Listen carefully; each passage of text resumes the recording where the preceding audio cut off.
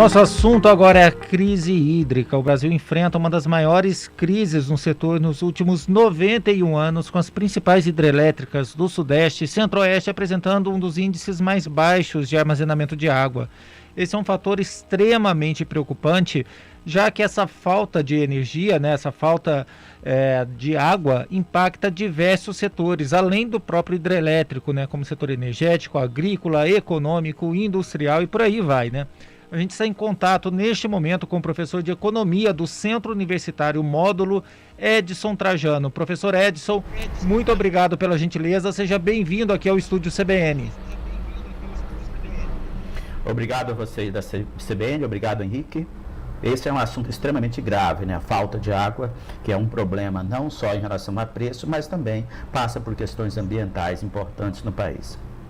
Professor, não é segredo para ninguém que a gente está vivendo um período aí de muita preocupação, Recentemente aqui, principalmente aqui na região sudeste do estado de São Paulo, nós enfrentamos uma crise de abastecimento muito pesada alguns anos atrás e agora o cenário parece estar se repetindo, Quais consequências que isso pode trazer para a economia de um modo geral? De um modo geral, primeiro nós já tivemos um impacto no preço da energia elétrica. Em 2021, o aumento médio nas contas de energia no Brasil foi de 20%, o dobro da inflação, que foi de 10%. Ou seja, esse aumento no preço da conta de luz é extremamente preocupante, não só para as famílias que já têm um orçamento extremamente apertado, já que a taxa de desemprego no país continua bastante alta e nós estamos tentando sair ainda desse caso mais crítico da pandemia, mas também o aumento de custos em várias cadeias produtivas. Então nós podemos pensar uma rede de açougue, padaria, tudo isso tem lá como um dos custos principais a energia elétrica. Consequentemente, com o aumento no valor da conta de energia, esse aumento acaba sendo repassado aos preços. Professor, há muito tempo que a gente convive com problemas em relação a abastecimento e produção de energia elétrica também no Brasil. Nós tivemos lá no início dos anos 2000 o apagão, enfim, essas situações vão se repetindo. Isso mostra que falta investimento nesse setor no Brasil?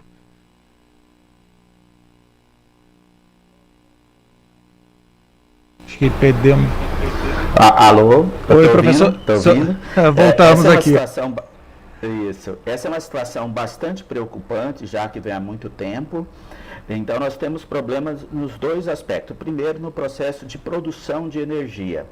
A energia no Brasil ela está muito em cima do modo de produção da energia hidrelétrica. Consequentemente, a energia hidrelétrica depende do volume de chuvas. E também nós temos uma limitação da oferta dessa energia a partir das usinas hidrelétricas. Ou seja, os grandes rios da região sul e sudeste, principalmente sudeste, já foram feitas usinas hidrelétricas nas principais localidades. Consequentemente, essa capacidade de produção de energia elétrica já está bastante limitada. Enquanto na região norte, nós temos não só o problema do processo de produção, mas também, como se trata de uma região de planície, as áreas de alagamento são bastante extensas. Então, isso também é bastante preocupante. Então, a preocupação no processo de produção, e nós temos que pensar que esse processo de produção, mesmo com a crise econômica que o país passou, nós chegamos a um limite dessa oferta de energia. Então, acaba sendo uma grande barreira para a retomada do crescimento das atividades econômicas, esse processo de produção de energia. Ou seja, pode ter fuga de empresas ou redução dos investimentos em função de uma energia mais barata. Porque qual a opção quando falta energia a partir das usinas hidrelétricas? No Brasil se usa muito as termoelétricas.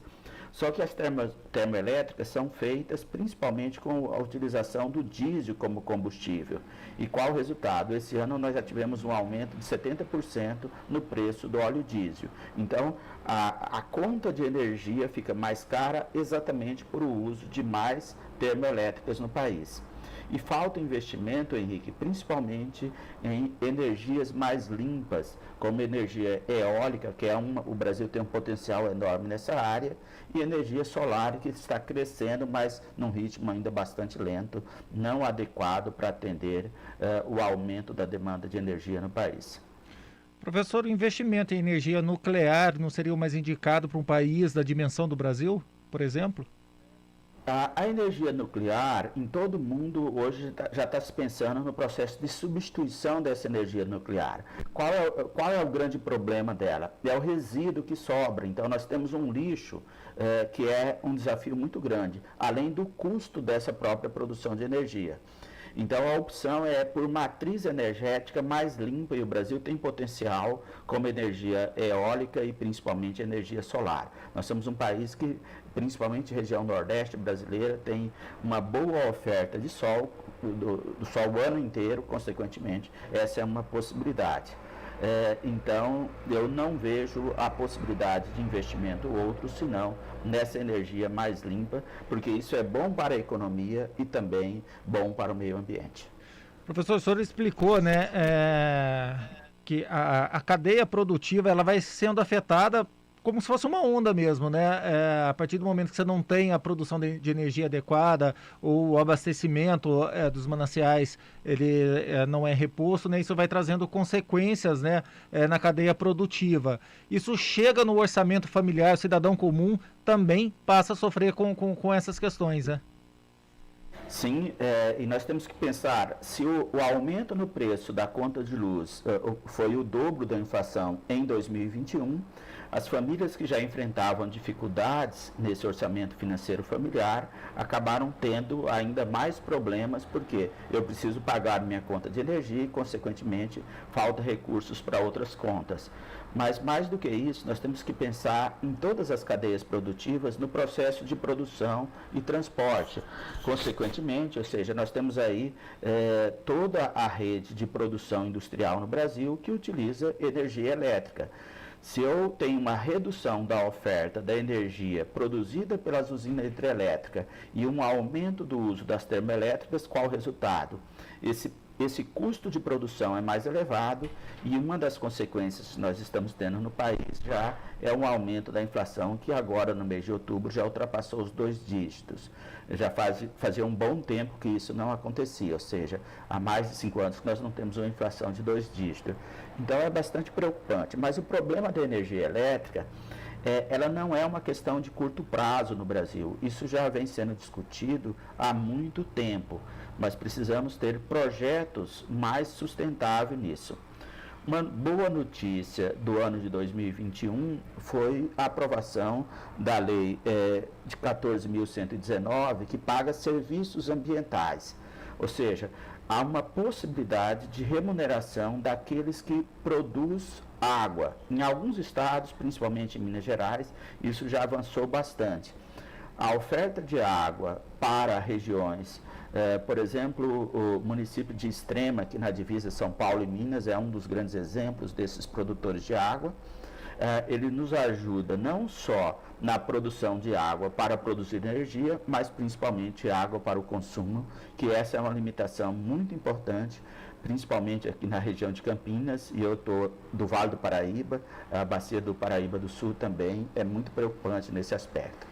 Perfeito. Professor Edson Trajano, professor de Economia do Centro Universitário Módulo, muito obrigado pela gentileza, pelos esclarecimentos prestados aqui ao ouvinte da Rádio CBN Campinas. Eu que agradeço e fico à disposição. Um abraço a todos os amigos da Rádio CBN, abraço Henrique, até uma próxima. Até lá.